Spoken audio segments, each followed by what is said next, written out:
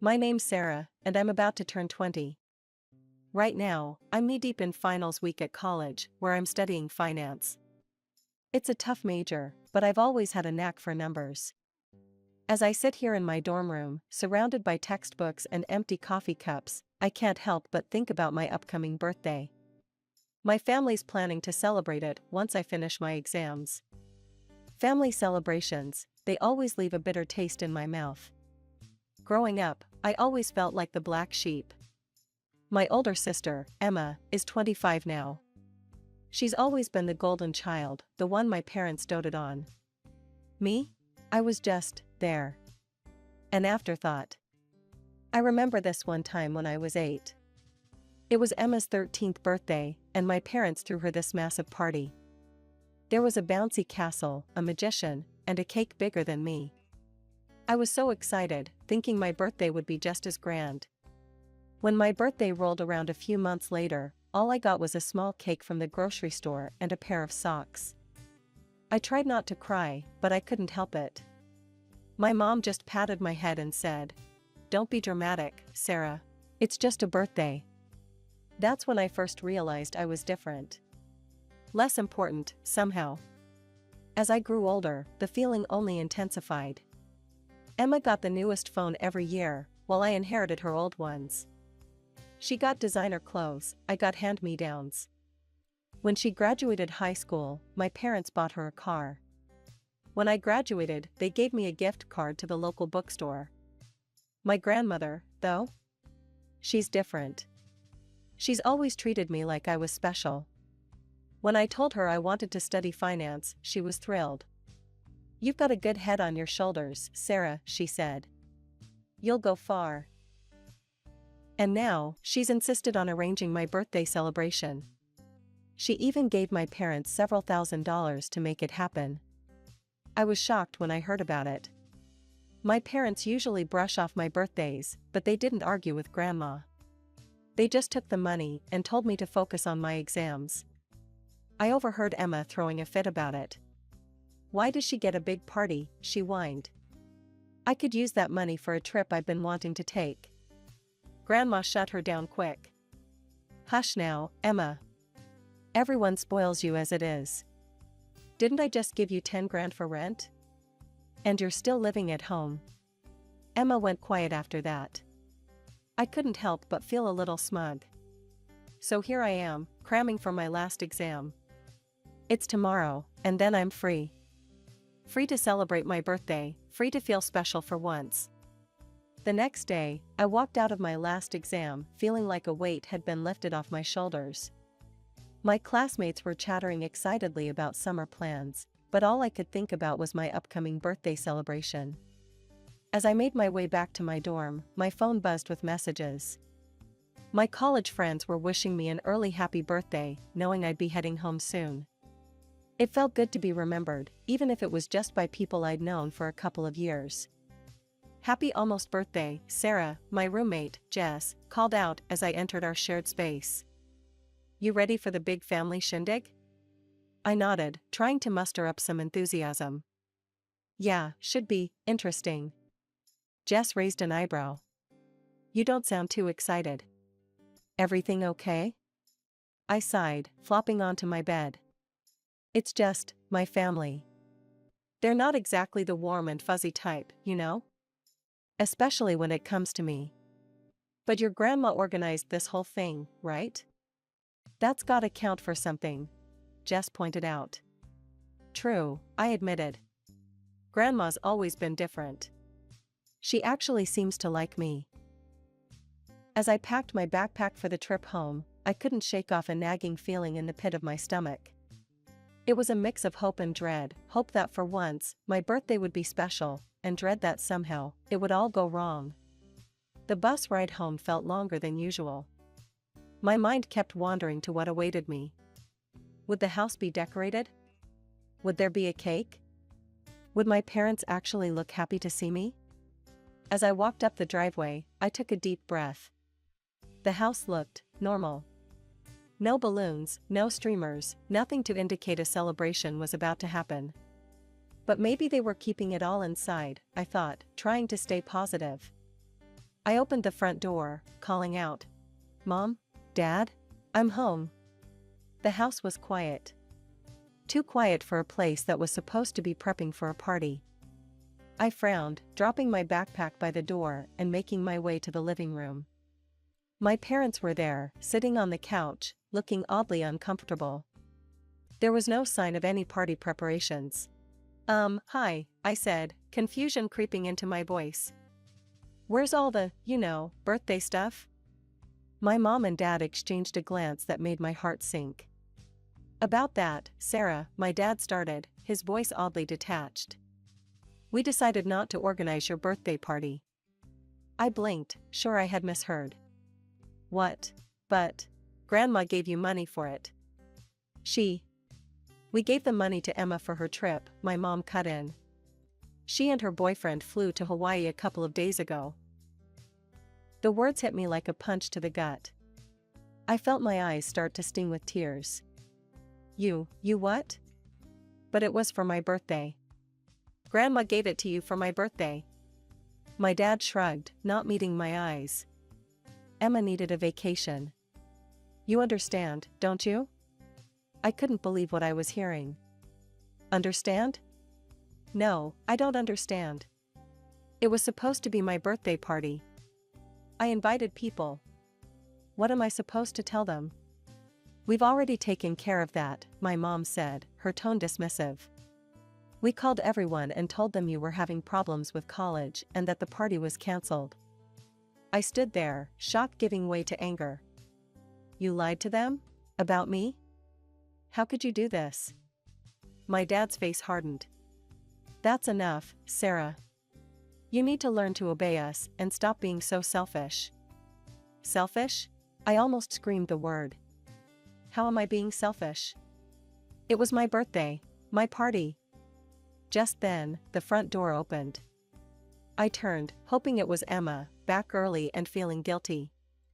Instead, I saw my grandmother step inside, her eyes narrowing as she took in the scene. "What's going on here?" she asked, her voice sharp. "Where's the party?" I looked at my parents, waiting to see how they'd explain this away. They hesitated, fumbling for words. In that moment, something in me snapped. "There is no party, Grandma," I said, my voice shaking. "They gave the money to Emma for a trip to Hawaii instead." The look on my grandmother's face was one I'd never seen before. It was a mix of fury and disappointment, all directed at my parents. "Is this true?" she demanded. My parents couldn't meet her gaze. Their silence was all the confirmation she needed. Grandma turned to me, her expression softening. "Sarah, dear, go pack your things. You're coming with me." I didn't need to be told twice. As I rushed to throw some clothes into my backpack, I could hear my grandmother's voice, low and angry, talking to my parents. I couldn't make out the words, but the tone was clear. When I came back downstairs, Grandma was waiting by the door. Without a word to my parents, we left the house and got into her car. As we drove away, I finally let the tears fall. 20 years of feeling unloved and unwanted came pouring out. Grandma reached over and patted my hand. "Don't you worry, dear," she said, her voice gentle but firm. "We'll sort this out. You deserve better than this, and it's high time someone showed you that." Grandma drove us to her house, a beautiful 2-story home on the outskirts of town. As we pulled into the driveway, she turned to me with a determined look in her eyes. "This might not be the party you were expecting, Sarah, but we're going to celebrate your birthday properly." Once inside, Grandma immediately got on her phone. I watched in amazement as she ordered what sounded like enough food to feed an army, all for rush delivery. "I hope you're hungry," she said with a wink as she hung up. "We've got quite a feast coming our way." As we waited for the food to arrive, Grandma bustled around the kitchen, pulling out her best china and silverware. I offered to help, but she shooed me away. "It's your birthday, dear. You just relax." So I sat at the kitchen table, watching her work. After a few minutes of silence, I couldn't hold back anymore.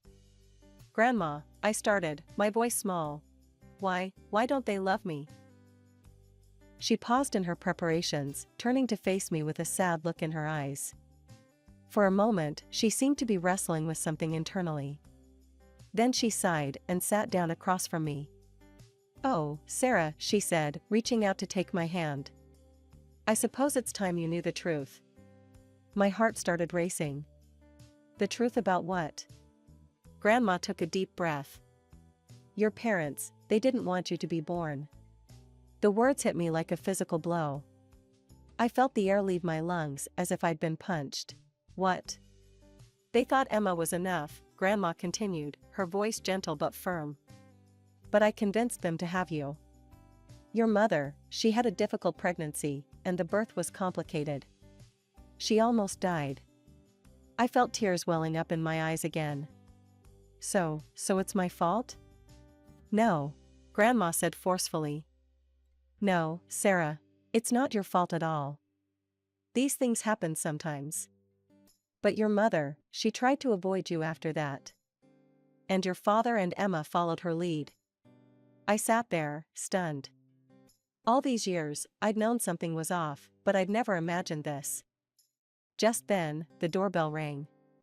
Our food had arrived. As Grandma went to get it, I sat there, trying to process everything I'd just learned. The next few hours passed in a blur. Grandma and I ate our way through a ridiculous amount of food. She regaled me with stories from her youth, making me laugh, despite the heaviness in my heart. As the night wore on, I found myself relaxing, truly enjoying my birthday for the first time in years. As we were finishing up the last of the cake, Grandma's phone rang.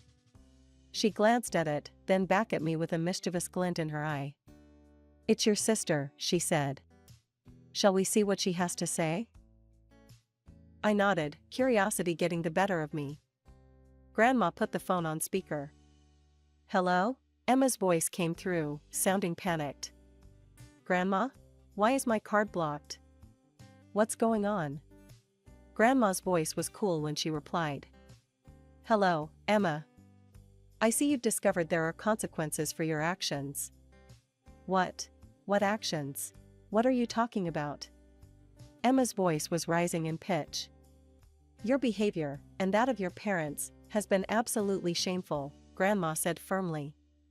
"Taking money meant for your sister's birthday for your own selfish desires? I'm deeply disappointed in you." There was a pause, then Emma's voice came back, angry now. "Oh, come on. Mom and Dad did the right thing giving me that money. Sarah doesn't need some big party. You're just a crazy old woman who—" "That's quite enough," Grandma cut her off, her voice like steel. "I've heard all I need to hear." And with that, she hung up. I stared at her, wide-eyed. "Grandma, did you really block her card?" She nodded, a satisfied smile on her face. "I did. And your parents' account too. It's time they learned to stand on their own 2 feet." As if on cue, the phone started ringing again. This time, it was my parents. Grandma ignored it, turning back to me. "Now then," she said, as if we hadn't just dropped a bombshell on my family's finances. "How about we plan out the rest of your birthday week?" The days I spent with Grandma were like a dream, a stark contrast to the nightmare that had been my birthday. For once, I felt truly loved and appreciated. We went shopping, visited museums, and just enjoyed each other's company. But all good things must come to an end, and soon it was time for me to return to my dorm and focus on my summer classes.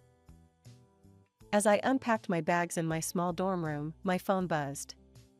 I glanced at it, seeing a flood of notifications, missed calls, and messages from my parents and Emma. With a sigh, I sat on my bed and started scrolling through them. The first one was from my mom. "Sarah, you need to talk to your grandmother right now. This is unacceptable." Then my dad. "We're your parents. You owe us your loyalty. Make her unblock our accounts." Emma's messages were even worse. "You little brat. Is this what you wanted? To ruin everything for us? We're stuck in Hawaii because of you. Fix this now." I felt my hands shaking as I read through them all. The audacity they had to demand my help after what they'd done was mind-boggling. I took a deep breath and typed out a response. This is between you and Grandma. I won't get involved. Please don't contact me about this again. I hit send and then blocked their numbers, but the peace didn't last long. They started calling from different numbers, leaving voicemails filled with demands and insults. During one particularly nasty call that I mistakenly answered, my mother's words cut deep. "You ungrateful little trash," she spat. "I should have never given birth to you. I should have had an abortion instead." That was the last straw. I ended the call and blocked every number they tried to reach me from. Tears streamed down my face as I curled up on my bed, my mother's words echoing in my head. Over the next few weeks, I threw myself into my studies, trying to drown out the pain with textbooks and assignments. Occasionally, I'd call Grandma, seeking comfort in her calm, confident voice. "How are you holding up, dear?" she'd ask, her tone always warm and concerned.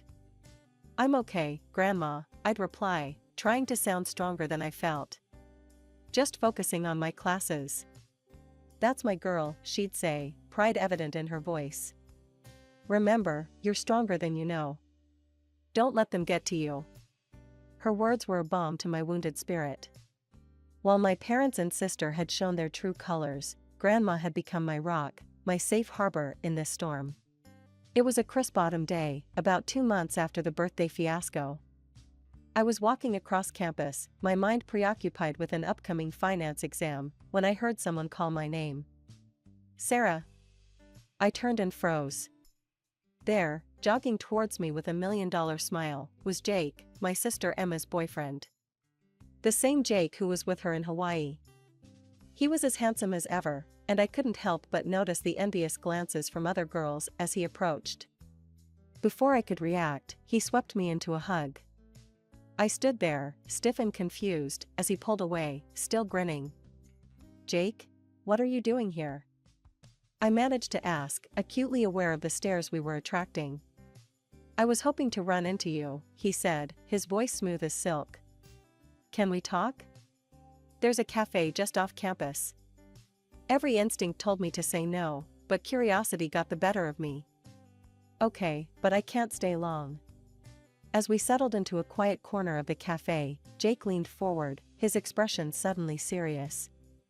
"Sarah, I need to tell you something important." I braced myself, expecting news about my family.